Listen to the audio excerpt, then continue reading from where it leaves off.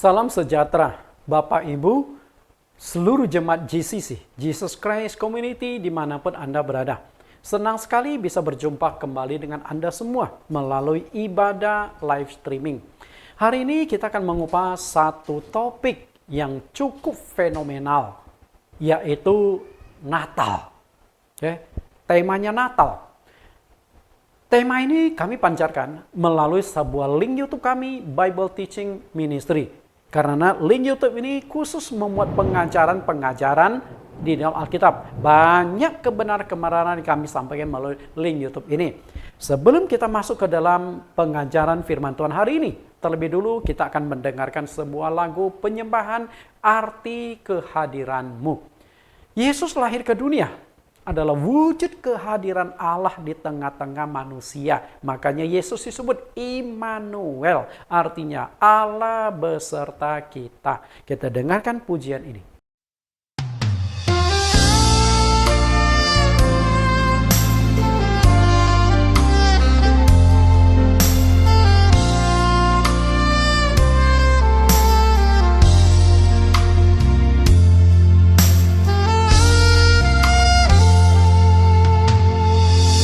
Jalanmu tak terselami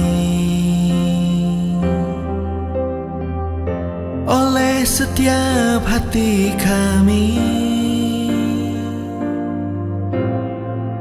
namun satu hal ku percaya,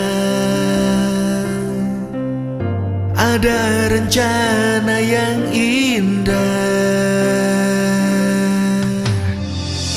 Tiada terduga kasih-Mu, heran dan besar bagiku.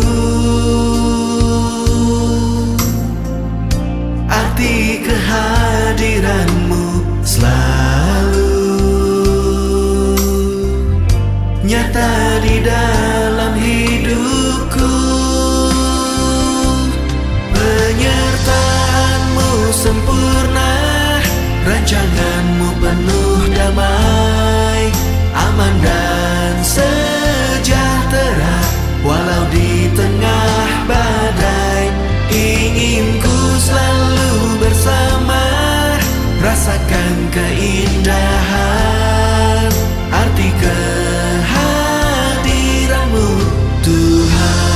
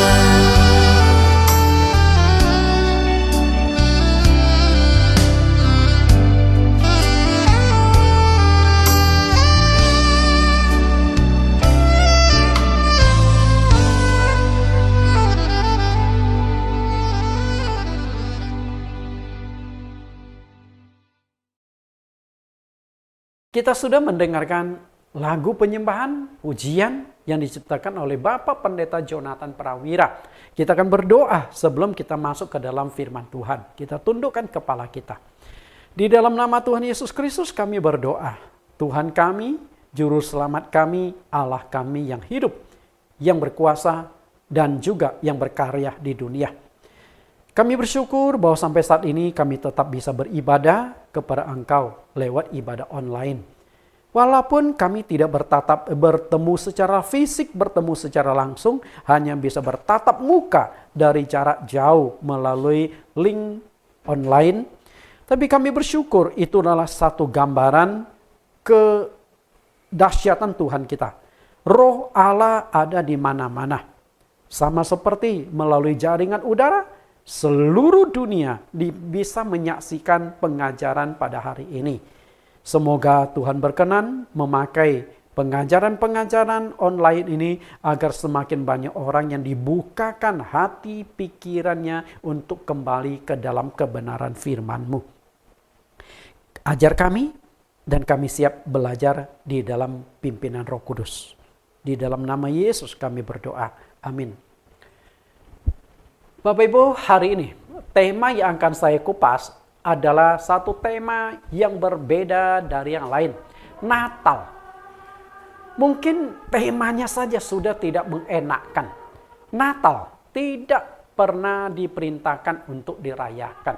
Sebuah tema yang cukup kontroversi. Sebuah tema yang mungkin akan membuat Anda alergi, mengatakan pendetatan ekstrim dan lain sebagainya. Tapi bagi Anda yang benar-benar mau cari kebenaran, inilah waktunya tema yang cocok untuk Anda. Banyak rekan hamba Tuhan saya dan umat Kristen yang bertanya. Mereka yang rata-rata tanya itu mengenal saya. Pak Nathan, kenapa di gereja Anda tidak merayakan Natal? Karena memang saya mendirikan gereja dari 10 tahun yang lalu sampai sekarang kami tidak pernah merayakan Natal. Makanya mereka yang tidak tahu gereja kami langsung bertanya, Pak Nathan, kenapa gereja Anda tidak merayakan Natal? Bapak Ibu, sebenarnya jawaban itu sangat pendek dan sangat sederhana.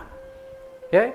Jawaban kenapa kami tidak merayakan Natal itu sangat pendek, sangat sederhana, namun membutuhkan hikmat dan harus bisa diterima dan dimengerti. Jadi kalau orang yang tidak punya hikmat, yang langsung mencap sesat ini, sesat itu, nggak akan bisa terima alasan ini. Tapi kalau yang berhikmat, yang menggunakan akal sehat, pasti bisa terima. Dan jawabannya itu sederhana, tidak ada perintah Tuhan. Silakan Bapak Ibu pendeta, silakan Bapak Ibu umat Kristen yang merayakan Natal, cari satu saja ayat di mana Tuhan perintahkan merayakan Natal, maka saya akan katakan doktrin yang saya ajarkan keliru atau salah. Enggak ada. Kalaupun ada perintah merayakan Natal, mungkin Anda salah tafsir. Tapi bukan berarti saya tidak percaya Yesus pernah lahir. Saya 1000, 10.000, bahkan 100.000% percaya Yesus benar-benar lahir. Natal artinya kelahiran. Dalam bahasa Latin, Yesus pernah lahir ke dunia. Dan itu bukan hanya dibuktikan dari Alkitab, tapi juga dibuktikan berdasarkan fakta sejarah gereja. Yesus pernah lahir. Nah, persoalannya adalah tidak pernah diperintahkan untuk dirayakan. Itu saja. Bapak Ibu yang saya kasih, seharusnya pertanyaan itu datang dari saya kepada Anda yang merayakan Natal. Mengapa Anda merayakan Natal padahal tidak ada satu ayat pun yang memerintahkan untuk merayakan Natal? Itu seharusnya saya bertanya. Karena Anda melakukan sesuatu yang tidak diperintahkan di Alkitab. Bukan sebaliknya, saya tidak melanggar Alkitab. Kalau di Alkitab memang ada perintah merayakan Natal, saya tidak merayakan, maka saya harus dihakimi. Pak Nathan, Anda menyimpan dari Alkitab. Anda kenapa tidak merayakan Natal? Tapi masalahnya nggak ada perintah. Kalau tidak ada perintah, ngapain saya lakukan? Saya khawatir kalau saya lakukan jangan-jangan saya melanggar firman Tuhan. Karena apa yang tidak pernah diperintahkan Tuhan, prinsip firman Tuhan adalah firman Tuhan tidak boleh ditambah, firman Tuhan tidak boleh dikurangi. Jalankan sepenuhnya. Tidak ada seorang pun yang bisa memungkiri bahwa Yesus Kristus memang pernah lahir ke dunia. Namun, apakah ada perintah untuk merayakan kelahirannya? Itu yang menjadi persoalan. Nah, kalau tidak ada satu pun ayat yang memerintahkan untuk merayakan kelahiran Yesus, maka pikirkanlah ulang. Kita lihat dasar ayat Alkitab yang dijadikan argumentasi. Ketika saya katakan kepada hamba-hamba Tuhan, kepada umat Kristus, tidak ada ayat yang memerintahkan kita merayakan Natal. Lalu mereka mengutip dua peristiwa yang berkesan Natal itu harus dirayakan. Yang bagian pertama adalah orang-orang Majus merayakan Natal. Itu kembali lagi tafsiran atau kebenaran. Lalu yang kedua, gembala-gembala di padang merayakan Natal. Jadi dua ayat Alkitab dijadikan sebagai argumentasi teologis untuk membuktikan perayaan Natal itu Alkitabiah. Ada perintahnya. Betulkah? Kita coba lihat. Natal. Orang Majus di Matius pasal 2 ayat 1 sampai 18. Dan gembala-gembala di padang Lukas pasal 2 ayat 8 sampai ayat yang ke-16. Dan kita akan baca perikop ini lalu kita gali lebih tajam. Benarkah orang-orang Majus dan para gembala itu merayakan kelahiran Yesus Kristus atau Natal seperti yang tertulis di dalam Alkitab? Atau para hamba-hamba Tuhan umat-umat Kristen salah menafsirkan Alkitab? Tertulis benar. Belum tentu ada perintahnya loh. Oke? Karena itu hati-hati. Harus bedakan antara apa yang tertulis dengan apa yang diperintahkan. Saya ingin mengajak Anda melihat lebih jeli lah terhadap suatu masalah. Kita analisa lebih tajam. Kita analisa lebih teliti kedua perikop Alkitab itu. Maka kita akan baca dulu. Apakah orang Majus merayakan kelahiran Yesus? Matius pasal 2. Ayat 1 ke bawah. Sudah Herodes dilahirkan di Bethlehem di tanah Yudea. Pada zaman Raja Herodes datanglah orang-orang Majus dari timur ke Yerusalem. Dan bertanya-tanya di manakah dia raja orang Yahudi yang baru dilahirkan itu. Kami telah melihat bintangnya di timur dan kami datang untuk menyembah dia. Ketika Raja Herodes mendengar hal itu, terkejutlah ia beserta seluruh Yerusalem. Maka dikumpulkannyalah semua imam kepala dan ahli Taurat bangsa Yahudi.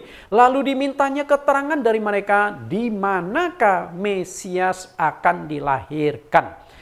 Ayat yang ke-5. Mereka berkata kepadanya, di Bethlehem di tanah Yudea. Karena demikianlah ada tertulis dalam kitab Nabi. Bapak Ibu, kita kupas sedikit dulu ayat 1 sampai 5. Yesus sudah lahir di kota Bethlehem di Yudea, Yerusalem. Tapi seluruh penduduk Israel yang tinggal di daerah Israel belum tahu. Bahkan ahli-ahli Taurat, para imam-imam belum tahu. Padahal mereka tuh pegang kitab suci yang sudah menubuatkan Sang Mesias akan lahir ke dunia. Mereka pegang kitab suci. Sementara orang-orang Majus tidak pegang kitab suci mereka. Jadi mereka belum pernah melihat ada nubuat. Kalau mereka pegang kitab suci perjanjian lama orang Majus ini, dan pasti mereka akan teliti jauh sebelum Yesus lahir, mereka akan menanti-nantikan. Tapi patokan mereka adalah ternyata mereka itu ahli astrologi, ahli ilmu kebintangan. Mereka setiap malam amati pergerakan-pergerakan bintang. Sampai suatu saat mereka temukan ada sebuah bintang yang beda dengan yang bintang yang mereka amati selama ini. Dan dari bintang itu mereka coba pelajari dan mereka temukan sebuah rahasia, seseorang yang sangat penting telah lahir ke dunia. Seorang yang besar, seorang raja. Lalu mereka coba telusuri kira-kira posisi di mana. Lalu mereka temukan, oh ada di negara Israel. Berangkatlah orang-orang Majus itu, sampailah ke Israel, ke istana Herodes. Kenapa dia ke istana Herodes? Karena yang memegang data kependudukan adalah istana Herodes. Pusatnya data. Setelah Herodes mendengar bahwa Raja Israel telah lahir, Raja Herodes kaget sekali. Kenapa demikian? Saya pelajari sejarah, Herodes ini adalah seorang raja yang punya masalah dengan kejiwaan. Dia selalu diliputi ketakutan dan kekhawatiran akan kehilangan jabatan dia. Karena itu Herodes pernah membunuh iparnya, Aristobulus. Dibunuh. Kenapa? Karena dia curiga Aristobulus ini, kakak iparnya itu akan mengkudeta dia. Dia bunuh. Nah setelah bunuh, dia takut istrinya itu nuntut balas. Akhirnya dengan cara yang sangat licik, istrinya pun dibunuh. Demi mempertahankan jabatan kerajaannya. Nah setelah bunuh kakak adik ini, dia juga curiga. Jangan-jangan mertua saya akan membalas dendam. Akhirnya mertuanya juga dibunuh. Selain itu banyak pejabat-pejabat penting. Setiap orang yang dicurigainya pasti akan dibunuh sama dia. Ini raja yang sangat kejam. Oke, kemudian ayat yang ke-6. Dan engkau Betlehem tanah Yudea, engkau sekali-kali bukanlah yang terkecil di antara mereka yang memerintah Yehuda. Karena daripada mula akan bangkit seorang pemimpin yang akan mengembalakan umatku Israel. 7. Lalu dengan diam-diam Herodes memanggil orang-orang Majus itu dan dengan teliti bertanya kepada mereka, bila mana bintang itu nampak. Kemudian ia menyuruh mereka ke Betlehem, katanya, pergilah dan selidikilah dengan seksama hal-hal mengenai anak itu. Dan segera sesudah kamu menemukan dia, kabarlah kepadaku supaya aku pun datang menyembah dia. Bapak perhatikan ayat 8. Kelihatan Herodes ini orang baik. Dia pesankan kepada orang Majus, pergi. Nanti setelah ketemu anak itu, jangan lupa datang kembali, infokan ke aku supaya aku juga datang membawa bingkisan menyembah sang bayi yang baru lahir itu. Kelihatannya sangat rohani. Padahal dengan liciknya dia itu ingin tahu di mana Yesus dilahirkan dan kapan, dan dia mau bunuh Yesus. Karena dia takut ini raja orang Yahudi, seorang yang luar biasa, yang lahirnya pun ditandai dengan munculnya bintang di langit. Pasti orang yang hebat suatu hari akan merebut kekuasaan jabatanku sebagai raja. Konyol nggak? Bayi yang baru lahir, dia takut bisa merebut kekuasaan dia. Padahal katakanlah, Yesus akan rebut kekuasaan dia. Sewaktu Yesus umur 30 tahun ini sudah lama mati. Betul nggak? Sudah lama mati. Lalu kenapa takut? Yesus akan rebut kedudukannya. Tapi itulah saya katakan raja ini punya masalah kejiwa, takut sekali kehilangan jabatannya. Ayat 9. Setelah mendengar kata-kata raja itu, berangkatlah mereka dan lihatlah bintang yang mereka lihat di timur itu mendahului mereka hingga tiba dan berhenti di atas tempat di mana anak itu berada. Ayat 10. Ketika mereka melihat bintang itu, sangat bersuka citalah mereka. Jadi ternyata bintang yang mereka lihat di timur itu bukan bintang yang pasif. Itu bintang yang khusus menandai kelahiran Yesus. Jadi bintangnya Yesus. Ternyata bintang itu akhirnya menjadi petunjuk. Bintang itu menjadi semacam Google. Kalau hari ini kan kita ada Google Map, ada Waze yang akan menuntun kita ketika kita ketik satu lokasi. Tapi saat itu belum ada Google, mau cari di mana? Ternyata bintang itulah yang menuntun perjalanan mereka. Ketika mereka bergerak, mereka lihat bintang itu juga bergerak. Jadi kayaknya setiap malam bintang Yesus muncul. Jadi bukan muncul sekali hanya malam itu waktu Yesus lahir, hilang. Enggak, ternyata muncul, bintang itu masih ada. Karena ketika mereka melakukan perjalanan dari daerah Irak sampai ke Yerusalem, ke Betlehem, itu kan memakan waktu, kita nggak tahu nih, sebulan atau berapa bulan kita tidak tahu. Tapi bintang itu masih ada. Dan mereka melihat bintang itu bergerak, lalu menuntun mereka. Mereka senangnya minta ampun sampai akhirnya berhenti tepat di mana Yesus itu dilahirkan. Lalu mereka bertemu dengan Yesus. Ayat 11. Maka masuklah mereka ke dalam rumah itu dan melihat anak itu bersama Maria, ibunya. Lalu sujud menyembah dia. Mereka pun membuka tempat harta bendanya dan mempersembahkan persembahan kepadanya, yaitu emas, kemenyan, dan mur. Dan karena diperingatkan dalam mimpi, supaya jangan kembali kepada Herodes, maka pulanglah mereka ke negerinya melalui jalan lain. Setelah orang-orang Majus itu berangkat, nampaklah malaikat Tuhan kepada Yusuf dalam mimpi dan berkata, "Bangunlah, ambillah anak itu serta ibunya, larilah ke Mesir dan tinggal di sana sampai aku berfirman kepadamu. Karena Herodes akan mencari anak itu untuk membunuh dia." Ayat yang ke-13, manusia nggak tahu. Tentara-tentara nggak tahu. Orang Majus nggak tahu bahwa Herodes punya niat busuk untuk membunuh bayi Yesus. Tapi malaikat Allah kan tahu.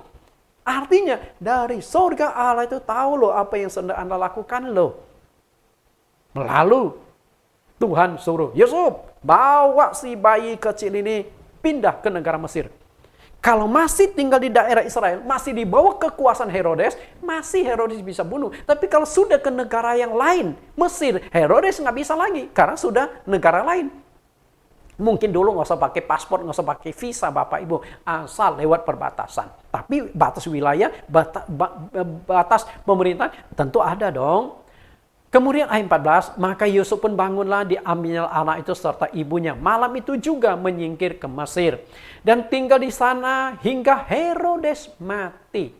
Perhatikan, hingga Herodes mati. Jadi Yesus masih kecil aja, Herodes sudah mati. Sedangkan dia takut sekali jabatannya hilang. Ini kan konyol, itu kejiwaan. Hal itu terjadi supaya genaplah yang difirmankan Tuhan oleh Nabi, dari Mesir kupanggil anakku. Akhirnya dari Mesir dibawa lagi pulang ke Israel. Dan setelah pulang ke Israel, Yesus, orang tua Yesus dan sekeluarga itu tinggal di Nazaret. Maka Yesus disebut orang Nazaret. Lalu 16. Ketika Herodes tahu bahwa ia telah diperdaya oleh orang-orang Majus itu, ia sangat marah. Lalu ia menyuruh membunuh semua anak di Bethlehem dan sekitarnya, yaitu anak-anak yang berumur 2 tahun ke bawah, sesuai dengan waktu yang dapat diketahui dari orang-orang Majus itu. Dengan demikian, genaplah firman yang disampaikan oleh Nabi Yeremia. Terdengarlah suara di Rama, tangisan ratap yang amat sedih. Rahel menangisi anak-anaknya dan ia tidak mau dihibur, sebab mereka tidak ada lagi. Dan akhirnya, benar, Herodes sudah lama begitu dapat informasi lahir Yesus, dia sudah niat akan bunuh anak itu. Tapi karena tidak dapatkan informasi yang jelas, orang Majus diperingatkan dalam mimpi, jangan kembali ke Herodes. Lalu Herodes mengutus tentaranya, bunuh semua anak-anak di Yerusalem, Yudea sekitarnya dari umur 2 tahun ke bawah. Anda tahu nggak? Ratusan anak-anak dibunuh. Ratusan keluarga meratap histeris tangis karena kekejaman dari Herodes. Kita lihat, orang Majus, saya katakan tidak merayakan Natal. Kenapa saya katakan orang Majus tidak merayakan Natal? Orang-orang Majus dalam bahasa Latin itu adalah magus. Adalah sekelompok ahli perbintangan yang berasal dari Persia. Kalau negara Persia, kalau Anda perhatikan mimpi patung besar di dalam kitab Daniel, patung yang kepala dari emas, dada dari perak, kemudian perut dari perunggu, paha dari besi, kemudian kaki dan betis dan jari-jari kaki ada yang campur besi dan tanah liat. Sebenarnya itu adalah penglihatan tentang sejarah. Nah, kepala melambangkan kerajaan Babel. Kemudian dada melambangkan kerajaan Media dan Persia. Sebagaimana ada 2 kan lengan, Media dan Persia. Kemudian perunggu menunjukkan kerajaan Yunani, lalu paha menunjukkan kerajaan Romawi. Akhirnya Romawi juga sempat pecah, barat dan timur. Jadi sejarah kerajaan itu dari kepala sampai ke kaki. Maka kalau kita melihat Media dan Persia, itu saat kondisi sekarang adalah Irak dan Iran. Berarti orang Majus itu berasal dari Irak, Iran, dan negara sekitar sana berangkat menuju ke Israel. Jangan Anda bayangkan naik kereta api, pesawat, nggak ada. Kemungkinan mereka naik onta. Lalu berapa lama perjalanan kita tidak tahu persis. Mereka mengetahui kelahiran Yesus itu hasil pengamatan munculnya sebuah bintang di langit karena mereka adalah ahli-ahli yang menguasai ilmu astrologi atau ilmu perbintangan. Setiap malam mereka perhatikan gerakan bintang dan mereka ingin temukan rahasia alam. Dan ketika munculnya sebuah bintang yang unik, bintang yang menandai kelahiran Yesus, mereka tahu seorang yang penting telah lahir. Maka dari patokan itulah mereka mencari sampai ke Yerusalem. Orang-orang Majus ini juga baru tahu Yesus baru lahir. Namun mereka tidak tahu letak lokasinya di mana. Karena itu Yesus dilahirkan, maka mereka cari tahu di istana Herodes. Untunglah waktu mereka selesai mengunjungi Yesus, mau berangkat kembali ke tempat mereka di Iran, daerah Iran, malaikat Tuhan lewat mimpi ingatkan mereka, hei kalian orang Majus, jangan kembali ke Herodes ya, karena Herodes mengincar anak itu dibunuh. Lalu mereka tidak kembali ke Herodes, langsung lewat jalan lain pulang ke negara mereka. Jadi bagaimana mungkin mereka merayakan kelahiran Yesus? Memperingati kelahiran Yesus kalau mereka pun baru tahu. Oke? Kemudian boro-boro mau merayakan kelahiran Yesus. Justru setelah info kelahiran Yesus sampai ke telinga Herodes, ia berusaha mencari kesempatan membunuh bayi itu. Matius 2:13. Setelah orang-orang Majus itu berangkat, nampaklah malaikat Tuhan kepada Yusuf dalam mimpi dan berkata, bangunlah, ambillah anak itu serta ibunya, larilah ke Mesir dan tinggallah di sana sampai aku berfirman kepadamu. Karena Herodes akan mencari anak itu untuk membunuh dia. Bapak Ibu yang saya kasih. Lalu ayat 16. Ketika Herodes tahu bahwa ia telah diperdaya orang-orang Majus itu, ia sangat marah. Lalu ia menyuruh membunuh semua anak di Bethlehem dan sekitarnya, yaitu anak-anak yang berumur 2 tahun ke bawah sesuai dengan waktu yang dapat diketahui dari orang-orang Majus itu. Apa yang Anda tangkap dari sini? Kita harus mengetahui dan mengakui bahwa orang-orang Majus ini memang dipakai Tuhan untuk membawa berita kelahiran Yesus Sang Juru Selamat. Kita harus akui dulu bahwa orang Majus dipakai Allah untuk memberitakan tentang lahirnya Yesus. Kalau orang Majus tidak datang ke kota Yerusalem, tidak datang ke istana Herodes, tidak ada berita yang menghebohkan, tidak ada pembunuhan ratusan anak-anak di Yerusalem, Yudea. Tidak ada. Karena kelahiran Yesus menimbulkan kehebohan. Karena itu berita kelahiran Yesus sangat-sangat penting. Kalau Yesus lahir diam-diam, bagaimana orang bisa tahu bahwa Juru Selamat telah lahir? Maka memang dibutuhkan. Maka saya katakan orang-orang Majus dipakai oleh Tuhan. Matius 2:9, setelah mendengar kata raja itu, berangkatlah mereka dan lihatlah bintang yang mereka lihat di timur itu mendahului mereka hingga tiba dan berhenti di atas tempat di mana anak itu berada. Artinya Tuhan itu benar-benar tuntun orang Majus loh lewat bintang. Dan mereka karena diperingatkan dalam mimpi supaya jangan kembali ke Herodes, maka pulanglah mereka ke negerinya melalui jalan yang lain. Bukan hanya Tuhan menuntun orang-orang Majus sampai bertemu Yesus, lalu mereka mempersembahkan emas, kemenyan, dan mur dengan penuh sukacita. Setelah beberapa hari menginap, lalu mereka mau pulang ke tempat mereka. Kembali lagi malaikat Tuhan datang. Kalau tadi lewat bintang sebagai penuntun, kali ini malaikat Tuhan yang langsung mengingatkan mereka, kalian jangan kembali ke istana Herodes. Itu orang kejam. Dia mau cari bayi Yesus, mau dibunuh. Udah, kalian pulang ke negara kalian lewat jalan lain. Yaudah, mereka pulang, tidak kembali ke istana. Dan setelah ditunggu Herodes, seminggu ditunggu, 2 minggu ditunggu, sebulan ditunggu, nggak ada. Setelah mungkin 2 tahun setelah tunggu, nggak ada. Akhirnya Herodes mengambil kesimpulan, gua dikerjain sama orang Majus. Ya sudah, saya mungkin nggak ngerti lokasi itu, tapi saya sudah ada pegangan di Yerusalem dan sekitarnya. Kalau Herodes tahu, titiknya di mana Yesus dilahirkan, saya yakin dia nggak akan bunuh anak-anak lain juga. Nggak mungkin lah. Sekejamnya raja itu anak-anak dibantai semua ratus orang. Mungkin nggak sampai bertindak seperti itu. Tapi dia nggak tahu lokasi titiknya. Bethlehem. Kalau dia tahu Bethlehem, saya yakin hanya di Bethlehem yang akan dibunuh. Nggak meluas ke kota lain. Tapi Yerusalem. Bayangkan Bapak Ibu. Lalu, gembala di padang. Bagaimana dengan gembala-gembala di padang?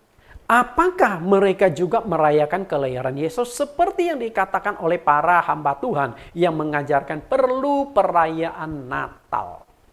Apakah seperti itu? Bapak Ibu yang saya kasih. Apakah para gembala merayakan kelahiran Yesus? Nah, kita akan baca lagi. Sama seperti orang Majus. Jadi saya katakan orang Majus itu tidak merayakan Natal. Tapi mereka dipakai oleh Tuhan untuk memberitahukan memang telah lahir seorang yang luar biasa. Sang Mesias. Hanya informasi. Apakah para gembala merayakan Natal? Kita baca lagi. Lukas pasal 2 ayat 8 ke bawah. Di daerah itu ada gembala-gembala yang tinggal di padang gurun, yang di padang menjaga kawanan ternak mereka pada waktu malam. Tiba-tiba berdiri seorang malaikat Tuhan di dekat mereka, dan kemuliaan Tuhan bersinar meliputi mereka, dan mereka sangat ketakutan. Lalu kata malaikat itu kepada mereka, "Jangan takut, sebab sesungguhnya aku memberitakan kepadamu kesukaan besar untuk seluruh bangsa. Hari ini telah lahir bagimu juru selamat, yaitu Yesus Tuhan di kota Daud. Dan inilah tandanya bagimu, kamu akan menjumpai seorang yang dibungkus dengan lampin dan terbaring di dalam palungan." Perhatikan ya, ini berita loh. Berita dari malaikat kepada para gembala di padang. Dan berita kelahiran Yesus. Perhatikan, gembala-gembala menggembalakan hewannya di padang gurun. Anda tahu nggak? Bulan Desember itu puncaknya musim dingin di Israel. Kalau puncak musim dingin, bagaimana Anda menggembalakan kambing domba? Itu mungkin Anda bisa bertahan dengan bulu yang tebal, tapi hewan-hewan Anda akan mati kedinginan. Satu kali saya ke Israel sama rombongan gereja. Itu bulan Desember. Dingin sekali. Saat itu kami berjalan seharian, malam sampai ke hotel. Ternyata hotel yang ada di Israel itu unik AC-nya. Jadi ada dua macam tombol. Kalau musim dingin, tekan tombol, dia akan keluarkan hawa hangat. Sehingga kita nggak kedinginan di kamar. Tapi kalau musim panas, dia ada tombol untuk mengeluarkan hawa dinginnya. Sehingga nggak akan kepanasan. Kebetulan saat itu saya bersama dengan seorang rekan namanya Lim atau Hero Priyana. Satu kamar kami. Mungkin waktu sampai di hotel, karena kan kita berjalan kaki dari bus menuju ke hotel, angkut barang sebagai agak keringatan. Sehingga sampai di hotel, AC sudah nyala, agak hangat, lalu dipindahkan dari yang hangat ke dingin. Mungkin ingin dinginkan suasana. Saya sih diam saja. Ya sudah, setelah itu hawa dingin mulai keluar. Setelah itu kami mandi, setelah itu mau siap-siap tidur. Nah, selesai mandi, siap mau tidur. Waduh, itu kamar dingin sekali. Sudah suasana dingin, tambah AC yang tambah dingin. Waduh, dingin sekali. Nah, saat itu dia mau pindahkan. Dari tombol yang hangat, tombol yang dingin ke tombol yang hangat. Pencet-pencet, mogok. Macet. Nah, gimana nih? Saya mau salahkan dia, nanti ribut. Ya sudahlah. Saya lihat, kami berdua kedinginan. Walaupun sudah selimut kedinginan. Menggigil. Tiba-tiba saya mendengar suara ngorok. Saya pikir hebat juga itu orang. Dingin begini masih bisa tidur. Lalu saya bukalah selimut, lihat. Hilang orangnya. Kemana? Setelah saya cari, ternyata dia di bawah kasur. Jadi kasur diangkat, lalu dia masuk ke bawah kasur. Nah, tidur di bawah kasur. Saya pikir, wah, pintar juga ini orang. Akhirnya saya juga masuk ke bawah kasur. Seumur-umur hidup tidur di bawah kasur. Nah, terjadi di Israel. Di musim dingin. Nah, setelah di bawah kasur, pakai selimut tebal, pakai jaket tebal. Nah, baru saya bisa tidur. Paginya pun agak flu. Karena saking dinginnya. Bapak Ibu, gimana hewan-hewan itu digembalakan padang gurun? Pasti kedinginan. Lalu ada yang mengatakan, salah satunya Pak Pendeta Bambang Nursena. Oh, Anda tahu nggak? Di daerah Israel di musim dingin, di bulan Desember, ada daerah tertentu yang hangat. Oke, kalau Anda memakai alasan itu, saya bisa memakai alasan lain. Waktu Yesus dilahirkan, itu kenapa mereka pergi ke Bethlehem, ke Yerusalem? Karena saat itu ada perintah dari Kaisar Agustus untuk melakukan sensus penduduk. Semua orang harus datang kembali ke kampung halamannya, mendaftarkan. Nah, Yusuf sebagai orang yang berasal dari Yerusalem kembali mau istrinya hamil tua. Nah, di saat itulah Maria lahir. Mungkinkah sensus penduduk diadakan di musim dingin? Nggak mungkin. Itu pasti nggak akan tepat. Orang nggak mungkin akan tunduk dan datang untuk daftarkan. Itu tidak akan tepat lah. Persentasenya kecil. Makanya tidak mungkin dilakukan di bulan Desember. Setelah saya gali-gali, saya menemukan seharusnya Yesus itu lahir antara April, Mei. Jadi bukan di bulan Desember. Bulannya saja loh, kita salah. Oke, itu nanti saya kupas lah di kesempatan yang lain. Kita lihat ayat 13. Dan tiba-tiba tampaklah bersama-sama dengan malaikat itu sejumlah besar bala tentara sorga yang memuji Allah. Katanya, kemuliaan bagi Allah di tempat yang maha tinggi dan damai sejahtera di bumi di antara manusia yang berkenan kepadanya. Setelah malaikat-malaikat itu meninggalkan mereka dan kembali ke sorga, gembala-gembala itu berkata seorang kepada yang lain, marilah kita pergi ke Bethlehem untuk melihat apa yang terjadi di sana. Seperti yang diberitakan Tuhan kepada kita. Perhatikan ayat yang ke-15 itu adalah informasi. Informasi dari malaikat kepada para gembala di padang gurun bahwa telah lahir seorang juru selamat dunia. Kemudian para gembala ini pergilah cari bayi Yesus dan mereka temukan. Ayat 16. Lalu mereka cepat-cepat berangkat dan menjumpai Maria dan Yusuf dan bayi itu yang sedang berbaring di dalam palungan. Dan ketika mereka melihatnya, mereka memberitahukan apa yang telah dikatakan mereka tentang anak itu. Dan semua orang yang mendengarnya heran tentang apa yang dikatakan gembala-gembala itu kepada mereka. Jadi setelah gembala-gembala itu melihat langsung berita kelahiran Yesus dan bagaimana malaikat di sorga memberitahukan tentang lahirnya Yesus. Setelah ketemu Yesus, heboh. Mereka langsung cerita, wah ternyata di Bethlehem telah lahir seorang yang hebat loh. Sampai malaikat di sorga memberitahukan kelahirannya. Pasti ini orang penting. Mereka cerita kemana-mana. Mulai tersebarlah berita kelahiran Yesus itu. Tapi ingat loh, Majus maupun para gembala tidak merayakan Natal, tapi dipakai oleh Tuhan memberitahukan kelahiran Yesus Kristus. Harus bedakan dengan jelas. Seperti halnya dengan orang-orang Majus, para gembala di padang ini juga baru mengetahui bahwa Yesus baru lahir, juru selamat telah lahir. Nah, kalau baru tahu bagaimana mereka merayakan, tapi mereka mengunjungi, itu betul. Yang namanya perayaan itu mestinya harus ada jeda waktu. Jika mereka baru saja tahu informasi kelahiran Yesus, bagaimana mungkin mereka sudah merayakannya? Jadi kalau Anda para hamba Tuhan mengatakan orang Majus merayakan Natal, para gembala di padang gurun merayakan Natal, Anda salah menafsir Alkitab. Mereka bukan merayakan. Mereka mendapat berita lalu mereka mau cek kebenaran berita. Benar nggak sih bahwa telah lahir seorang yang luar biasa? Perayaan itu setidaknya ada jeda waktu beberapa lama dan harus ada persiapan. Oke, harus ada persiapan. Kalau orang gembala itu setelah melihat bayi Yesus telah lahir, lalu tahun depan mereka datang lagi, kemudian kunjungi Yesus merayakan. Nah itu baru merayakan. Mereka datang untuk mengecek sebuah kebenaran. Jadi menafsirkan Alkitab itu harus hati-hati. Sasaran pemberitahuan kelahiran Yesus. Setelah saya gali orang Majus dengan gembala di padang, saya menemukan sebuah kesimpulan yang sangat penting. Berita kelahiran Yesus. Berita kelahiran Yesus itu diberitakan kepada dua kelompok manusia. Kelompok kalangan atas dan kelompok kalangan bawah. Mungkin Anda akan berpikir, itu berita kelahiran memang harus diberitakan kepada semua manusia, tapi dibagi dua kelompok, kelompok atas dan kelompok bawah. Bagaimana kelompok atas dan bawah? Kita lihat berita kelahiran Yesus untuk kelompok atas dan berita kelahiran Yesus untuk kelompok bawah, kelas bawah. Kelas atas diwakili oleh orang Majus dan Herodes. Orang Majus itu juga punya jabatan tinggi, mereka itu ahli-ahli perbintangan, orang-orang cerdas, ilmuwan-ilmuwan. Sedang Herodes itu adalah raja. Pasti pejabatnya juga heboh. Artinya orang Majus dan Herodes itu adalah gambaran dari kalangan atas yang mendapatkan berita kelahiran Yesus sebagai juru selamat. Itu penting. Nah, kalangan atas konteks sekarang adalah raja-raja, pejabat negara, pemerintah, artis-artis, pengusaha, dan sebagainya. Makanya kalau hari Natal banyak artis dipanggil untuk nyanyi.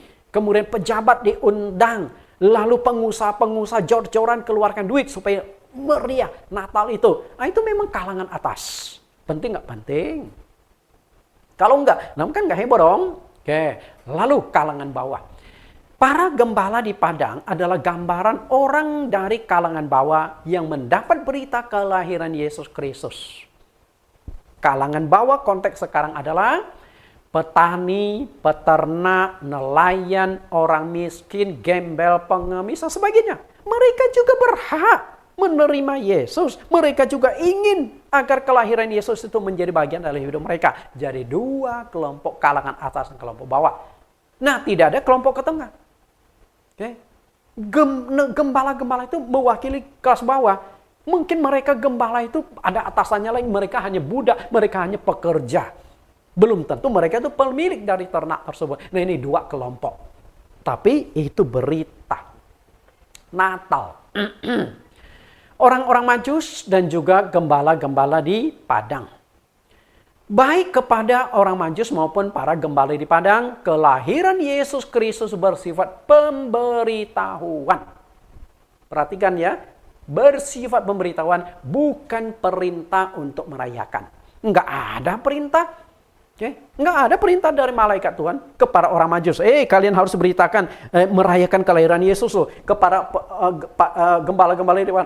Kalian pergi, rayakan kelahiran. Nggak ada. Hanya menginformasikan telah lahir.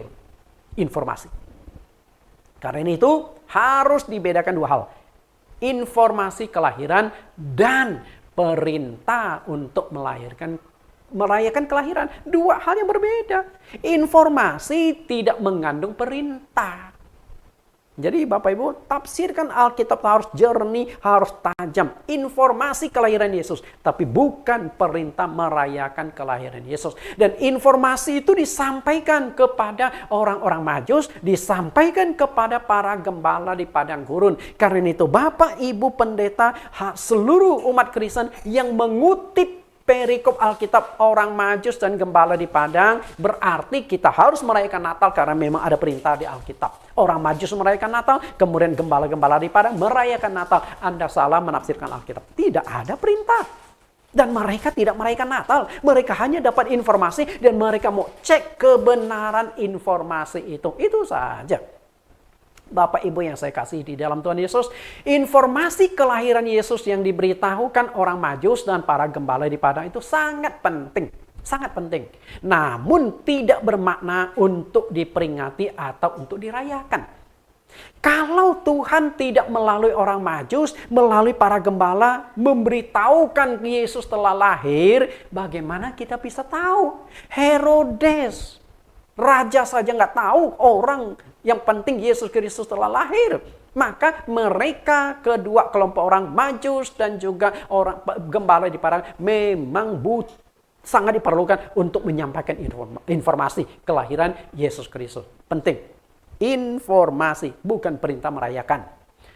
Pada awal kelahiran Yesus memang perlu sekali adanya pemberitaan kelahiran Sang Juru Selamat dunia melalui orang-orang Majus dan gembala di padang. Penting sekali.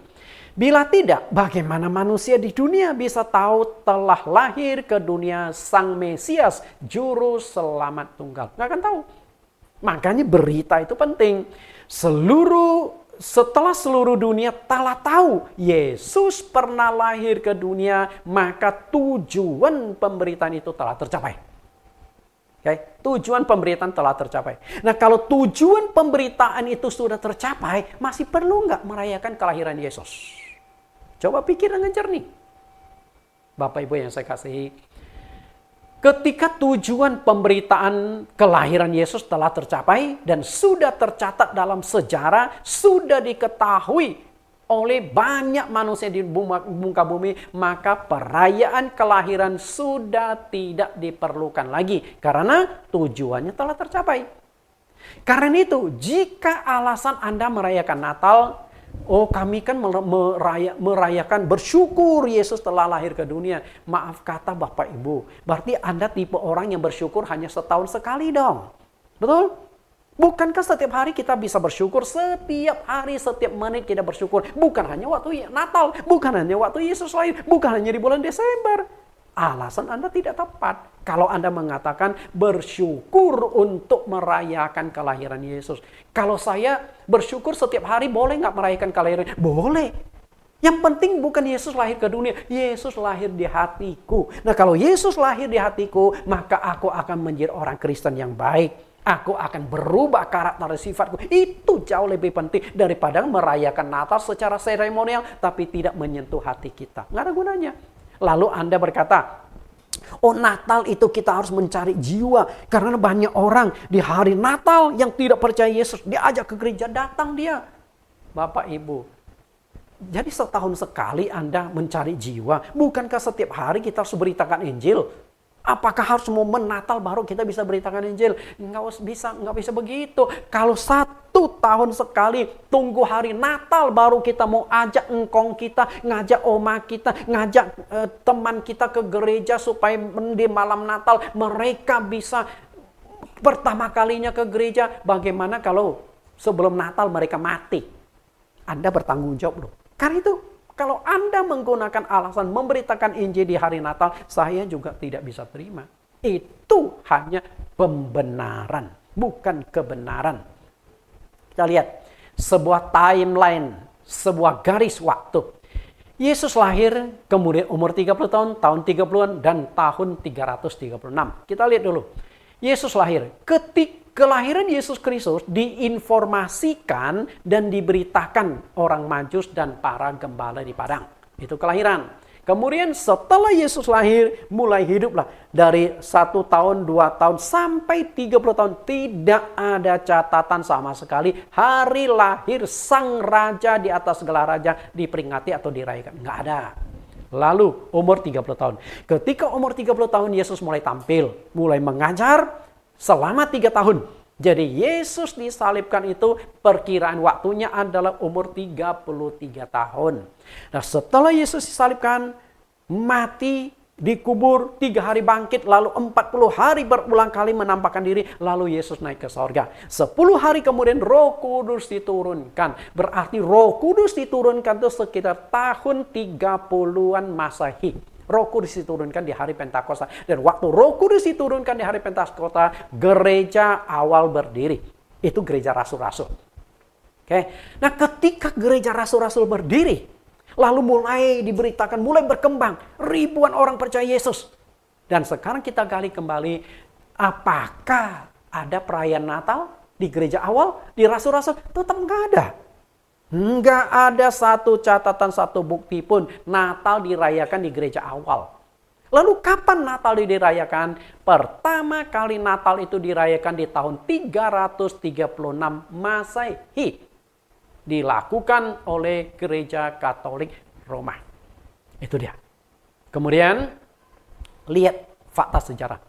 Dari Yesus lahir sampai gereja awal berdiri, sama sekali tidak ada catatan Natal atau kelahiran Yesus dirayakan. Tidak ada catatan. Gereja awal. Kemudian catatan pertama adalah tahun 336 Natal dirayakan sampai sekarang. Perhatikan waktunya lagi, oke? Dirayakan sekarang. Perayaan Natal itu bukan perintah Tuhan. Itu hanya keputusan dari pemimpin gereja pada saat itu. Tahun 336. Sampai sekarang nggak ada catatan di Alkitab. Padahal Alkitab baru selesai ditulis lebih kurang 100 tahun sesudah Masehi. Artinya kalau mau masukkan perayaan kelahiran Yesus di Alkitab, perintah masih keburu. Tapi nggak ada catatan. Nggak ada catatan. Maka di tahun 336 para pemimpin gereja itu sidang lalu diputuskan, kita mau rayakan kelahiran Yesus. Sehingga dirayakan sampai hari ini turun-temurun menjadi sebuah kebenaran. Padahal itu perintah dan ajaran manusia. Amsal 30 ayat 6. Janganlah menambahi firman-Nya, supaya engkau tidak ditegurnya dan dianggap pendusta. Bagi Anda yang merayakan Natal, para hamba Tuhan, coba baca baik-baik di Amsal 30 ayat 6. Firman Tuhan itu tidak boleh ditambah, firman Tuhan tidak boleh diadakan. Kalau Natal itu memang tidak pernah diperintahkan, jangan ditambahi, menjadi perintah Tuhan. Kenapa? Supaya engkau tidak ditegur.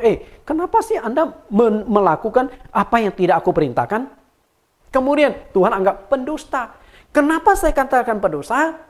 Natal itu tidak diperintahkan, tapi pendeta khotbah, Natal itu Alkitabiah dan Tuhan perintahkan. Jemaat awam yang tidak mengerti kan pikir, ternyata merayakan Natal itu perintah Tuhan loh. Kalau saya tidak merayakan Natal berarti saya tidak taat pada perintah Tuhan loh. Anda salah. Nggak ada perintah. Tidak ada satupun ayat perintah. Orang Majus tidak merayakan Natal, gembala di padang tidak merayakan Natal, dan setelah itu tidak ada perintah merayakan Natal. Peristiwa kehidupan Yesus ada 4 yang penting. Kita lihat.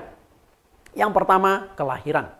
Yang kedua, kematian. Yang ketiga, kebangkitan. Yang keempat, kenaikan ke sorga.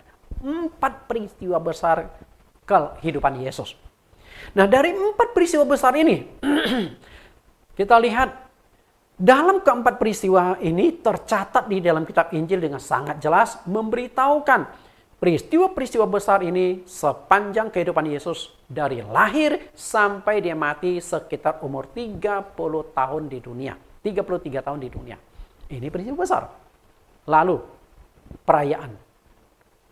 Namun harus dibedakan dengan jelas antara informasi dan perintah untuk memperingati peristiwa tersebut. Harus bedakan informasi dan perintah memperingatinya. Mana yang perintah, mana yang benar-benar perintah, mana yang hanya sekedar informasi. Itu harus dibedakan. Hai Bapak Ibu Pendeta, harus bedakan dengan jelas. Mana perintah dan mana hanya sekedar informasi. Kita lihat nih. Kelahiran Yesus Kristus hanya informasi. Tidak ada perintah dirayakan. Tapi dirayakan, diperingati di bulan Desember. Kemudian kematian diperingati pada bulan April. Lalu kebangkitan diperingati pada bulan April juga. Karena setelah dia mati 3 hari kan bangkit. Makanya ada gereja yang memperingati kebangkitan Tuhan. Dan itu ada di kalender kok. Setelah itu kenaikan Yesus ke surga di bulan Mei juga diperingati. 4 peristiwa besar diperingati. Padahal saya ingin beritahukan kepada Anda, dari 4 peristiwa besar ini, 3-nya itu hanya bersifat informasi, 1-nya baru bersifat perintah untuk diperingati. Mana yang bersifat informasi dan mana yang bersifat perintah? Kita lihat. Kelahiran. Hanya bersifat informasi. Tidak ada perintah kelahiran. Kemudian kebangkitan Yesus. Hanya informasi. Yesus telah bangkit loh. Kemudian 40 hari menampakkan diri. Sama sekali tidak ada perintah di Alkitab memperingati kebangkitan Tuhan. Demikian pula kenaikannya. Setelah 40 hari berulang kali menampakkan diri. Lalu terangkatlah Yesus ke surga. Juga tidak ada perintah untuk diperingati. Tidak ada. Satu-satunya yang ada perintah untuk diperingati adalah kematian Yesus. Kematian. Satu-satunya yang diperintahkan untuk diperingati adalah kematian Yesus. Namun itu diwujudkan dalam perjamuan kudus. Bukan diperingati setahun sekali. Karena di kalender ada. Setahun sekali merayakan, memperingati kematian Tuhan. Lalu kematian Tuhan dianggap sebagai hari Paskah. Paskah dianggap sebagai memperingati kematian Tuhan. Anda salah lagi. Paskah itu bukan hari raya orang Kristen. Paskah itu hari raya orang Yahudi. Kata Paskah artinya pesak, melewati. Karena malam terakhir sebelum bangsa Israel keluar dari Mesir menuju ke tanah Kanaan, Allah akan menjalani seluruh wilayah Israel dan juga Mesir. Tuhan berkata, potonglah anak domba. Nanti dagingnya kalian panggang, kalian makan, terakhir setelah makan berangkatlah. Nah, darah anak domba itu kalian ambil, oleskan di ambang-ambang pintu. Sewaktu aku lewat pada malam itu di seluruh tempat tinggal orang Mesir maupun orang Yahudi, aku lihat ada tanda darah, maka tidak akan terjadi kematian anak sulung. Sedangkan kalau tidak ada tanda darah, maka terjadi kematian anak sulung. Sehingga kata pasca, pesak artinya melewati. Jadi kata pasca saja sudah nggak tepat. Itu adalah hari raya orang Yahudi. Lalu Anda adopsi kata pasca menjadi memperingati kematian Tuhan. Salah kaprah lagi. Oke? Karena itu, kelahiran tidak diperintahkan, kebangkitan dan kenaikan tidak diperintahkan. Satu-satunya yang diperintahkan untuk diperingati adalah kematian. Dan perintah memperingati kelahiran itu pun, kematian itu pun bukan 1 tahun sekali. Enggak ada catatan. Tapi diwujudkan lewat perjamuan kudus. Itulah memperingati kematian Tuhan. Jika tidak diperintahkan, jangan diadakan. Karena sanksi dari tindakan tersebut sangat berat berupa kematian. Kalau tidak diperintahkan Anda lakukan kematian. Kita lihat ancaman Tuhan kepada nabi yang berani menjalankan apa yang tidak diperintahkan Tuhan. Ulangan 18 ayat 20. Tetapi seorang nabi yang terlalu berani untuk mengucapkan demi namaku perkataan yang tidak diperintahkan untuk dikatakan olehnya, atau yang berkata demi nama Allah lain, nabi itu harus mati. Lihat bagaimana kerasnya. Kalau Tuhan tidak pernah perintahkan, lalu hamba-hamba Tuhan menjalankan apa yang tidak diperintahkan Tuhan. Kalau Anda hidup di zaman perjanjian lama, Anda sudah dibunuh, Anda sudah dilempar batu, kita sudah mati. Jadi hamba Tuhan itu harus jelas, tegas, dan juga konsekuen dalam menjalankan firman Tuhan. Kalau diperintahkan, jalankan. Kalau tidak diperintahkan, jangan dijalankan. Makanya banyak orang mengatakan ajaran Pak Nathan ekstrim. Itulah firman Tuhan ekstrim. Namanya nabi dibunuh, ekstrim nggak? Ekstrim. Tapi firman Tuhan itu harus begitu. Ya katakan ya, tidak katakan tidak. Selebihnya itu dari si gelap atau si jahat. Jadi perlu dirayakan atau tidak? Itu harus ada garis yang jelas. Jangan abu-abu. Karena kelahiran Yesus Kristus itu hanya bersifat informasi bahwa Sang Juru Selamat telah lahir ke dunia, tepatnya di kota Bethlehem, maka murid-murid Yesus di jemaat gereja awal tidak pernah merayakan kelahiran Yesus. Tidak pernah. Kalau kita mau tahu, gereja yang Alkitabiah adalah gereja awal. Dan gereja awal tidak merayakan Natal. Kalau memang Natal itu perlu dirayakan, kelahiran Yesus itu perlu dirayakan, rasul-rasul, murid-murid orang yang paling dekat dengan Tuhan, mereka yang harus pertama merayakannya. Jemaat gereja awal yang harus pertama merayakan, dan belum terlambat. Mereka mungkin merayakan lebih tepat bulan keberapa. Mungkin juga, maaf kata, mereka masih bisa telusuri tanggal berapa Yesus itu lahir. Tapi enggak. Sampai tanggal Yesus lahir pun ditutupi. Kenapa? Pasti ada alasan. Padahal di tahun 30-an untuk mentelusuri kembali setelah Roh Kudus diturunkan, gereja berdiri, pasti dong mereka coba carikan kembali sejarah.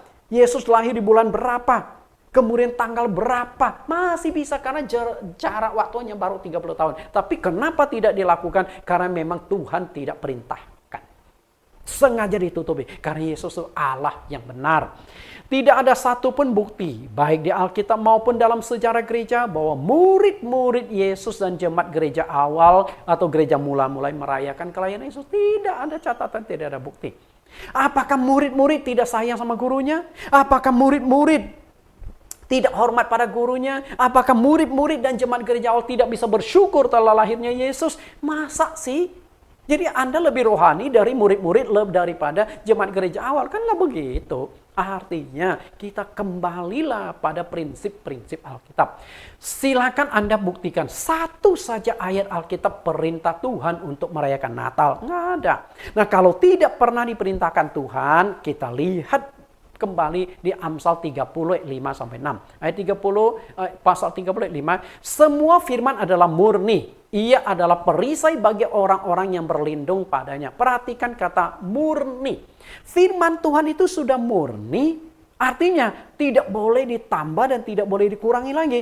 Karena kalau Anda tambah, Anda kurangi, maka akan bermasalah dengan kemurniannya. Seperti emas nih. Emas sudah murni. Kalau Anda tambahkan unsur lain, jadi emas tidak murni. Emas campuran. Oke? Emas campuran nilainya akan turun. Nah, salah satu Salah satu hal yang harus diperhatikan itu ada di 6. Janganlah menambahi firman-Nya. Karena ketika firman Tuhan itu Anda tambah-tambah, sudah nggak murni. Mana ajaran Tuhan, mana ajaran manusia. Sama seperti perayaan Natal. Ajaran manusia dianggap menjadi ajaran Tuhan. Padahal tidak diperintahkan. Karena itu kepada hamba-hamba Tuhan di dalam Amsal ditegaskan supaya engkau tidak ditegurnya dan dianggap pendusta. Berarti kalau di mata Tuhan di dalam firman Tuhan, banyak hamba Tuhan, lu tuh pendusta loh. Lu ini ditegur oleh Tuhan loh. Kenapa? Kan nggak ditambahkan, tidak ada di Alkitab. Masih banyak, bukan hanya masalah Natal, banyak sekali. Untuk mengetahui hati dan perasaan Yesus, kita bisa selami lewat orang yang paling dekat dengan Yesus, yaitu para rasul. 1 Korintus 2:10, karena kepada kita Allah telah menyatakan oleh Roh. Sebab Roh menyelidiki segala sesuatu, bahkan hal-hal yang tersembunyi dalam diri Allah. Jadi, untuk bisa mengetahui sebuah kebenaran, kita harus belajar dari Roh, dari Roh Allah. Ayat 16, sebab siapakah yang mengetahui pikiran Tuhan, sehingga ia dapat menasihatinya, tetapi kami memiliki pikiran Kristus. Perhatikan kalimat ini, siapa yang mengetahui pikiran Tuhan? Artinya, kalau kita mau merayakan Natal, harus tanya Tuhan Yesus dulu. Perlu nggak sih kelahiran engkau dirayakan? Itu pertama. Tapi siapa yang sudah bertanya Tuhan langsung? Siapa yang sudah mendapatkan WhatsApp, mendapatkan email dari Tuhan Yesus? Oh, rayakan kelahiran saya. Nggak ada kan? Nggak ada. Kenapa Tuhan tidak perintahkan kelahirannya dirayakan? Saya yakin pasti punya alasan. Coba kita selami pikiran Yesus. Yesus itu satu jiwa saja berharga untuk dia loh. Betul nggak? Satu jiwa sangat berharga bagi Tuhan. Satu jiwa bertobat, malaikat bersorak-sorai, artinya satu jiwa itu berharga. Tapi Anda tahu nggak? Gara-gara kelahiran Yesus Kristus, ratusan anak-anak di Yerusalem sekitar dia dibunuh oleh Herodes. Dibunuh. Anda tahu nggak? Yesus itu menangis loh. Sementara kita bersuka cita merayakan kelahiran Yesus, tapi kita lupa bahwa ada ratusan anak-anak yang dibunuh. Kalau Anda sebagai orang tua dari anak yang dibunuh itu, apakah bagi Anda kelahiran Yesus menyenangkan? Apakah kelahiran Yesus sesuatu yang penuh sukacita? Saya yakin ayah dan ibu yang tidak tahu tak apa-apa, tahu-tahu anak mereka dibunuh gara-gara Yesus lahir, mereka akan mengutuki kelahiran Yesus Kristus. Maaf kata dengan bahasa, sialan tuh Yesus tuh. Gara-gara dia lahir anak gua mati. Itu kalimat yang akan terucap dari mulut mereka. Karena itu coba kita selami pikiran Yesus. Kenapa dia tidak meminta kelahirannya dirayakan? Karena Yesus empati kepada ratusan anak-anak yang dibunuh. Dan rasa empati itu murid-murid Yesus tangkap. Kenapa demikian? Karena murid-murid Yesus memiliki pikiran Kristus. Dia tahu, gurunya tidak menghendaki kelahirannya dirayakan. Karena kalau gurunya memang menghendaki kelahirannya dirayakan, pasti sudah diperintahkan. Betul nggak? Karena kematian Yesus minta. Oke, coba kita lihat kematian. Anda tahu kenapa Tuhan Yesus tidak pernah meminta kelahirannya diperingati, dirayakan, sedangkan kematiannya dia minta diperingati? Karena kelahiran Yesus mendatangkan duka cita yang teramat dalam bagi ratusan keluarga. Kita baca kembali kalimat ini. Matius 2:16. Ketika Herodes tahu bahwa ia telah diperdaya oleh orang-orang Majus itu, ia sangat marah. Lalu ia menyuruh membunuh semua anak-anak di Bethlehem dan sekitarnya, yaitu anak-anak yang berumur 2 tahun ke bawah, sesuai dengan waktu yang dapat diperkirakan dari orang-orang Majus itu. Selami ayat yang ke-16 ini. Kenapa Yesus itu tidak suka kelahirannya diperingati dan dia tidak minta? Pasti Yesus punya alasan. Dengan melihat betapa banyaknya anak-anak yang mati, apakah kita tidak memiliki sedikit pun empati kepada orang tua anak-anak sehingga kita merayakan Natal penuh dengan sukacita, heboh, bersyukur. Sementara Anda bersyukur atas kelahiran Yesus, sementara kelompok orang tua yang kehilangan anak mengutuk kelahiran Yesus. Ya kalau gitu. Kalau memang tidak diperintahkan, kita ambil posisi netral. Kita nggak merayakan, kita empati, dan juga bisa bersyukur tentang kelahiran Yesus di setiap saat. Tidak perlu setahun sekali. Setiap hari Anda boleh bersyukur tentang kelahiran Yesus. Kenapa harus di bulan Desember? Kan Kan nggak bisa seperti itu. Setiap hari. Yang penting Yesus lahir di hatiku. Filipi pasal 2 ayat 5. Hendaklah kamu dalam hidupmu bersama menaruh pikiran dan perasaan yang terdapat juga di dalam Kristus Yesus. Perhatikan, pikiran Yesus dan perasaan Yesus. Pikiran Yesus. Kalau Yesus menghendaki kelahirannya dirayakan, pasti diperintahkan. Karena pikiran, perasaan. Kenapa Yesus tidak meminta kelahirannya dirayakan? Karena Yesus ingat tentang ratusan anak-anak yang dibunuh. Jadi ceritanya begini. Katakanlah saya adalah seorang pemimpin perusahaan. Pemimpin perusahaan. Saya punya ulang tahun, tidak ada yang tahu. Sampai suatu saat, ada satu karyawan saya, katakanlah manajer saya, tahu tanggal lahir saya. Lalu ingin buat kejutan kepada saya. Dia sudah siapkan sebuah ruangan, sudah dekor, kemudian siapkan kue ulang tahun dan sebagainya. Sudah. Begitu saya datang, mereka buat sebuah acara. Happy birthday to you. Oke? Kira-kira saya berterima kasih nggak kepada manajer saya? Mungkin ada yang terima kasih dong Pak. Kan karena mereka tuh baik kepada Anda, hormati Anda, maka dirayakan ulang tahun. Setelah itu saya berkata, Anda tahu nggak? Ulang tahun saya tidak suka dirayakan. Pasti Anda bertanya, loh kenapa Pak? Bukannya seluruh manusia juga suka ulang tahunnya dirayakan? Nah lalu saya ceritakan, Anda tahu nggak? Begitu mama saya lahirkan saya, mama saya mati. Saya dibesarkan tanpa ibu. Saya tidak pernah merasakan kasih sayang seorang ibu. Saya sampai bertumbuh, sampai saya sukses. Dan saya kehilangan figur seorang ibu. Anda tahu nggak? Saya begitu rindu tentang ibu. Saya begitu sayang pada ibu. Tapi orang yang saya harus sayangi. Saya telah sukses. Seharusnya ibu saya menikmati kesuksesan saya. Tapi gara-gara ibu saya melahirkan ibu saya mati. Waktu saya mulai besar, bertanya pada ayah saya, Papa, kenapa ibu bisa mati karena melahirkan saya? Lalu ayah saya berkata, oh memang saat itu mama kamu tuh hanya diberikan pilihan. Mau selamatkan kamu atau mau selamatkan nyawa mama kamu. Dan mama kamu memilih kamu yang selamat, mamamu yang rela meninggal. Kenapa? Karena sudah lama mama papa menikah tidak punya anak. Sulit punya anak. Sehingga sudah lama akhirnya bisa punya anak, bisa mengandung. Dan mamamu merasa kamu lebih layak hidup. Dan setelah saya dengar itu saya menangis. Menangis. Dan menyesali. Kenapa saya lahir? Kenapa saya lahir? Gara-gara saya lahir, ibu saya mati. Ayah saya kehilangan seorang istri. Saya senang nggak? Lahir saya dirayakan. Enggak, itu menjadi traumatis bagi saya. Sama juga kelahiran Yesus Kristus. Ratusan anak-anak dibunuh. Apakah nggak berpikir hati dan pikiran Kristus? Coba kita selami lebih tajam di sana. Tidak seorang pun hamba Tuhan di dunia yang boleh dan layak mengklaim dirinya paling dekat dan paling mengerti hati dan pikiran Kristus. Nggak boleh. Yang boleh mengklaim itu adalah murid-murid Tuhan Yesus. Dan murid-murid orang yang paling dekat dengan Tuhan. Kenapa mereka tidak merayakan kelahiran Yesus? Karena mereka mengerti hati dan pikiran Kristus. Itu saja. Hati dan pikiran Kristus. Karena itulah ketika murid-murid orang yang terdekat Yesus tidak pernah merayakan kelahiran guru mereka, pasti dilandasi pemahaman mereka terhadap hati dan pikiran perasaan guru mereka. Karena dekat hubungan. Mereka tahu persis. Karena itu tidak ada di Alkitab. Jangan diadakan.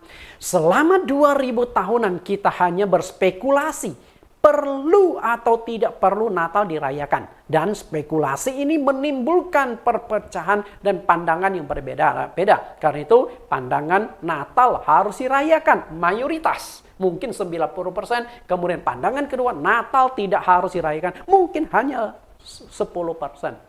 Karena itulah mereka yang 10% yang tidak merayakan Natal dianggap sesat lo, kamu tuh ekstrim lo, dan lain sebagainya. Kita kan berargumentasi. Nah sekarang kita tanya kepada yang lahir, yaitu Yesus. Kira-kira Yesus suka nggak kelahirannya dirayakan? Kita lupa bertanya pada Yesus. Dan saya bisa mencoba menyelam hati Yesus. Yesus tidak ingin kelahirannya itu dirayakan. Saya katakan tidak ingin. Kenapa saya bisa sampai pada kesimpulan? Saya tadi kan sudah kasih 4 alasan. Empat peristiwa besar kelahiran Yesus. Kehidupan Yesus. Kelahiran, kematian, kebangkitan, kenaikan. Dari 4 peristiwa tersebut, satu-satunya yang diperintahkan untuk dirayakan itu adalah kematiannya. Kelahiran, kemudian kebangkitan dan kenaikan tidak diperintahkan. Berarti itu kan hati Yesus. Itu kan kemauan Yesus. Oke? Tidak pernah. Mengapa saya katakan tidak perlu? Karena tidak ada permintaan atau perintah dari Tuhan Yesus. Sedangkan kematiannya malah diperintahkan 2 kali. 2 kali loh Yesus minta kematiannya itu diperingati. Kita lihat. Yang pertama, di hadapan 12 rasul. Termasuk Yudas masih ada di sana. Ingatlah kematian Yesus. Waktu perjamuan malam. Lalu yang kedua adalah diperintahkan khusus kepada Rasul Paulus sendiri. Itu setelah Yesus naik ke sorga. Memilih Paulus secara khusus diperintahkan lagi. Perintah itu diterima langsung dari Tuhan Yesus. Nah, kita akan baca ayat ini supaya lebih tajam. Yesus meminta kepada murid-muridnya kematiannya diperingati. Lukas 2:18. Sebab aku berkata kepadamu, mulai dari sekarang ini aku tidak akan minum lagi hasil pokok anggur sampai kerajaan Allah telah datang. Ayat 19, lalu ia mengambil roti, mengucap syukur, memecah-mecahkannya dan diberikannya kepada mereka. Katanya, inilah tubuhku yang diserahkan bagi kamu. Perbuatlah ini menjadi peringatan akan aku. Demikian juga dibuatnya dengan cawan sesudah makan. Ia berkata, cawan ini adalah perjanjian baru yang oleh darahku yang ditumpahkan bagi kamu. Perhatikan ini. Perbuatlah ini menjadi peringatan akan aku. Jadi sangat jelas Yesus meminta kematiannya itu diperingati, dirayakan. Bukan kelahirannya. Dan cara memperingati kematian Tuhan bukan ditetapkan di kalender setahun sekali. Tapi setiap kali Anda makan roti Tuhan, roti dan anggur perjamuan Anda memperingati kematian Tuhan. Dengan kata lain, setiap kali kita mengadakan perjamuan kudus, kita memperingati kematian Tuhan. Itu saja. Nah, kalau memang kelahiran Yesus mau diperingati, pasti dia sudah minta, ingat loh, kelahiranku dan kematianku diperingati ya, karena itu awal dan hidup aku. Enggak. Dia hanya minta kematiannya. Kalau kelahirannya tidak pernah diperintahkan, berarti itu bukan firman Tuhan, bukan perintah Tuhan. Lalu, kepada Paulus, kita lihat. Melalui Paulus, secara khusus Tuhan Yesus minta lagi kematiannya itu diperingati. 1 Korintus 11 ayat 23. Sebab apa yang telah kuteruskan kepadamu telah aku terima dari Tuhan. Yaitu bahwa Tuhan Yesus pada malam waktu ia diserahkan mengambil roti. Dan sesudah itu ia mengucap syukur atasnya. Ia memecah-mecahkannya dan berkata, inilah tubuhku yang diserahkan bagi kamu. Perbuatlah ini menjadi peringatan akan aku. Ayat 25, demikian juga ia mengambil cawan sesudah makan. Lalu berkata, cawan ini adalah perjanjian baru yang dimeteraikan oleh darahku. Perbuatlah ini setiap kali kamu meminumnya menjadi peringatan akan aku. Perhatikan, perintah. Perbuatlah ini menjadi peringatan engkau. Perbuatlah ini setiap kali meminum menjadi peringatan aku. Kita analisa lebih tajam. Perhatikan perkataan Paulus pada waktu malam Yesus diserahkan. Apakah Paulus hadir di sana waktu malam diserahkan? Enggak. Oke, enggak. Atau apakah Paulus bertanya informasi kepada murid-murid Yesus? Enggak. Paulus berkata, semua itu petunjuk atau Tuhan yang beritahukan kepadaku loh. Berarti sewaktu Yesus masih hidup dia sudah minta nih, kematianku diperingati. Nah, setelah ada di sorga, lewat rasulnya yang akan dipilih secara khusus itu Rasul Paulus, diingatkan lagi, ingatlah ya kematianku diperingati. Maka dia tuliskanlah di dalam Korintus ini. Kalau betul kelahiran Yesus perlu diperingati, mungkin waktu Yesus masih hidup dia nggak enak kan minta, tapi kan Yesus bisa minta lewat Paulus di sorga. Paulus, nanti kelahiranku diperingati, kematianku diperingati. Ternyata enggak, tetap kematiannya yang diminta, bukan kelahirannya. Nah, dari sini kita bisa menangkap sebuah kebenaran. Ayat 26, sebab setiap kali kamu makan roti ini dan minum cawan ini, kamu memberitakan kematian Tuhan sampai ia datang. Berarti memperingati kematian Tuhan itu sampai kiamat. Bukan kelahirannya yang diperingati sampai kiamat, kematiannya. Jika kelahiran Yesus perlu diperingati, pasti Tuhan Yesus juga sudah memintanya sekalian. Dan dia berhak dan layak untuk itu. Kalau kematian dia berhak dan layak memintanya sehingga kita memperingati kematiannya. Kenapa kelahiran tidak boleh? Dan saya sangat yakin kalau Yesus meminta, ingat ya kelahiranku, tidak ada seorang pun pendeta atau orang Kristen ataupun semua orang di dunia yang akan menolak. Itu hak Yesus kok, privasi Yesus kok. Dia berhak meminta kok, nggak ada yang akan komplain. Tapi masalahnya nggak diperintahkan. Nah kalau tidak pernah diperintahkan, jangan kita tambah-tambahkan sehingga tidak seperti yang dikatakan Amsal pasal 30 ayat yang ke-6. Menambahi firman Tuhan, engkau akan ditegurnya dan dianggap pendusta. Lalu kita lihat Paulus. Secara khusus Tuhan Yesus meminta secara langsung kepada Paulus atau penulis kitab ini memperingati kematiannya. 1 Korintus pasal 11 ayat 23. 1 Korintus 11 ayat 23. Sebab apa yang telah kuteruskan kepadamu telah aku terima dari Tuhan. Berarti Paulus tahu di malam terakhir Yesus mengadakan perjamuan kudus dan meminta kematiannya diperingati. Paulus itu terima langsung dari Tuhan Yesus. Bukan belajar para murid-murid. Bukan dia tanya orang lain. Bukan. Tapi langsung dari Tuhan. Kemudian ayat yang ke-24. Dan sesudah ia mengucap syukur atasnya ia memecah-mecahkannya dan berkata, inilah tubuhku yang diserahkan bagi kamu. Perbuatlah ini menjadi peringatan aku. Jadi Paulus terima dari Tuhan, apa yang diterima? Memperingati kematian Tuhan Yesus. Makanya Paulus tidak mengajarkan merayakan Natal. Rasul-rasul tidak pernah mengajarkan merayakan Natal. Sama sekali tidak pernah. Nah hanya pendeta-pendetaan ini yang mengajarkan, oh ada dasar ayatnya loh. Orang Majus dan gembala di padang merayakan Natal loh. Anda salah menafsirkan Alkitab. Tidak ada perintah. Hanya informasi kelahiran, bukan perintah. Kemudian Galatia 1 ayat 11, sebab aku menegaskan kepadamu saudara-saudaraku bahwa Injil yang kau beritakan itu bukan Injil manusia. Perhatikan, bukan Injil manusia. Kenapa demikian? Karena aku bukan menerimanya dari manusia. Berarti Paulus tidak belajar kepada murid-murid atau rasul-rasul lain yang sudah mendahului dia menjadi rasul. Enggak. Dia nggak tanya kepada Petrus, oh malam terakhir Yesus ngapain ya? Lalu ini, enggak. Tapi langsung diterima dari Tuhan. Dan bukan manusia yang mengajarkannya kepadaku, tetapi aku menerimanya oleh pernyataan Yesus Kristus. Nah kalau memang Natal perlu dirayakan, pasti Tuhan Yesus sudah memintanya kepada Paulus. Kitab Perjanjian Baru selesai ditulis dan dikumpulkan ratusan tahun sesudah kelahiran Yesus. Ratusan tahun.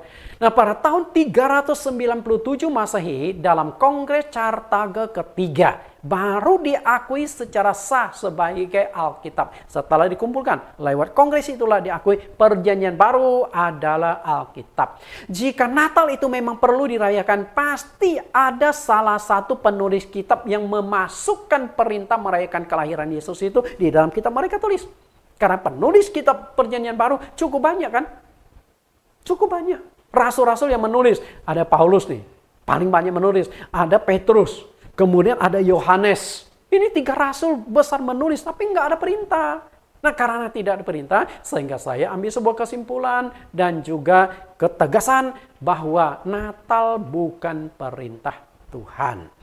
Jika Natal tidak diperingati, jika Natal itu perlu diperingati, pasti sudah dimasukkan oleh Paulus atau salah satu penulis kitab Perjanjian Baru dan itu masih keburu untuk ditulis di dalam kitab yang mereka tulis. Oke? Karena ini tuh. Kesimpulannya adalah Natal tidak diperintahkan Tuhan. Dari judul yang saya kupas hari ini.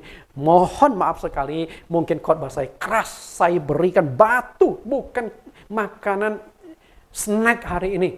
Tapi itulah sebuah kebenaran. Walaupun pahit, walaupun keras, tinggal Anda menilai. Kalau menurut Anda, Pak Nathan ekstremis. Ya, ekstremis kalau firman Tuhan itu memang harus ekstrim. Yesus juga ekstrim. Ya, katakan ya, tidak katakan tidak. Selebihnya dari setan. Oke, renungkanlah itu. Kita berdoa. Di dalam nama Tuhan Yesus kami berdoa. Tuhan, hari ini hamba-Mu sudah menyingkapkan sebuah kebenaran tentang perayaan Natal. Kami tidak merayakan Natal bukan berarti kami tidak mengasihi Tuhan kami, bukan tidak menghormati Tuhan kami, bukan tidak bersyukur kepada kelahiran Tuhan kami. Hamba-Mu 100 bahkan 1000% sangat mengasihi Tuhan, sangat menghormati, sangat bersyukur atas kelahiran Engkau, Sang Juru Selamat dunia. Namun satu hal, kami coba menyelami pikiran dan perasaan Tuhan bahwa tidak pernah diminta dan diperintahkan. Itu saja Tuhan. Karena itulah kami belajar taat. Dan walaupun ketaatan kami mendatangkan cibiran, ketaatan kami terhadap firman-Mu mendatangkan serangan, mendatangkan diskriminasi, bahkan dicap sesat. Namun di mata Tuhan, yang penting Tuhan tidak mencap kami sesat karena kami coba memegang kebenaran firman-Mu. Terima kasih Tuhan. Semoga apa yang telah hamba-Mu sampaikan, ada jiwa-jiwa yang menemukan kebenaran dan mereka kembali ke dalam firman-Mu. Demikian doa permohonan hamba-Mu di dalam nama Tuhan Yesus. Amin. Bapak Ibu yang terkasih, kita akan dengarkan sebuah pujian penutup. Hati sebagai murid. Sebagai seorang murid, dia harus belajar pada gurunya. Apa yang dikatakan gurunya, apa yang dicontohkan oleh gurunya. Nah, kalau kita adalah murid-murid Tuhan Yesus, kita belajar pada guru kita. Kalau guru kita tidak mengajarkan itu, jangan kita pintar-pintar sendiri. Tuhan Yesus berkati.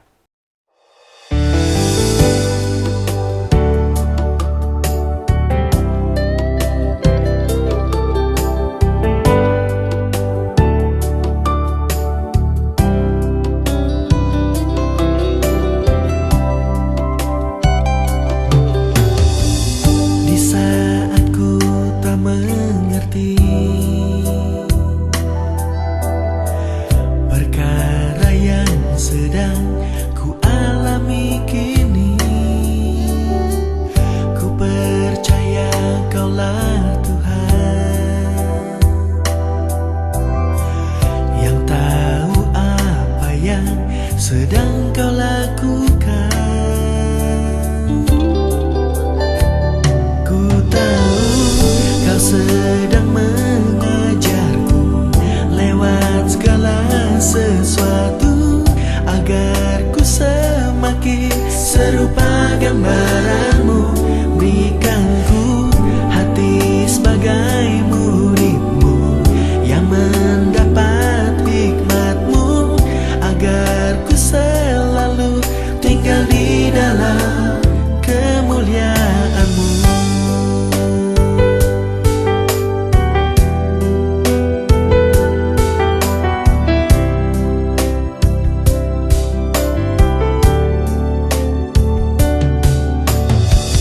Di saat ku tak mengerti,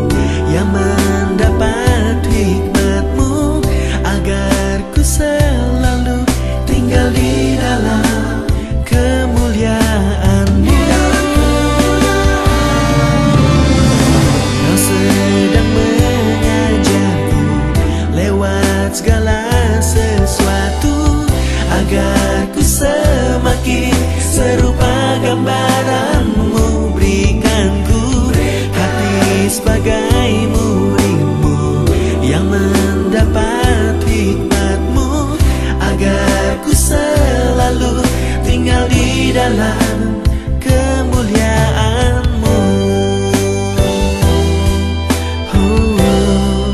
Ku mau selalu tinggal dalam kemuliaan-Mu.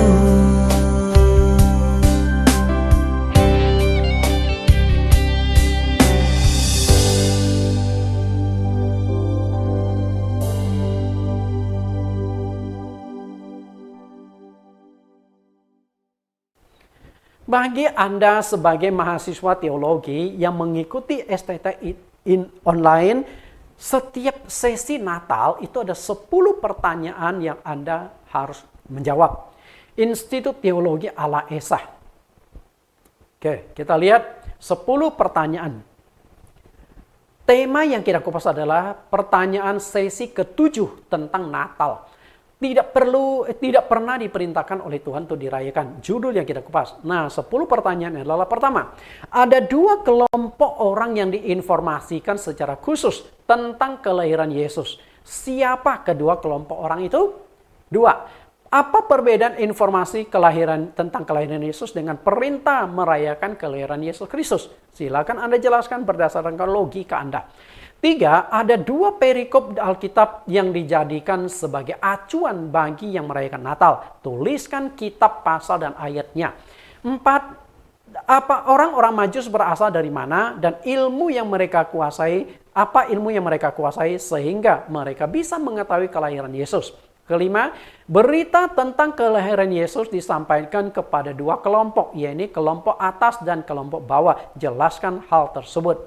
6, tuliskan 4 peristiwa penting kehidupan Yesus. Dan dari 4 peristiwa itu, yang mana yang diperintahkan untuk diperingati. Menurut kepengertian saudara, kira-kira apa sebabnya Tuhan Yesus tidak pernah perintahkan murid-muridnya merayakan kelahirannya? 8, tuliskan teks ayat Alkitab bahwa firman Tuhan tidak boleh ditambahi agar tidak ditegur Tuhan dan dianggap pendusta. 9, Tuhan Yesus pernah 2 kali meminta kematiannya diperingati. Kepada siapa kedua kali permintaan itu? Lengkapi ayat Alkitabnya. 10, tahun berapa dan dalam kongres apa Perjanjian Baru diakui sebagai kitab suci? Mengapa perayaan Natal tidak dimasukkan padahal masih keburu? Silakan Anda jawab, ketik rapi-rapi lalu kembalikan ke pengelola STT online ITAI. Tuhan Yesus berkati.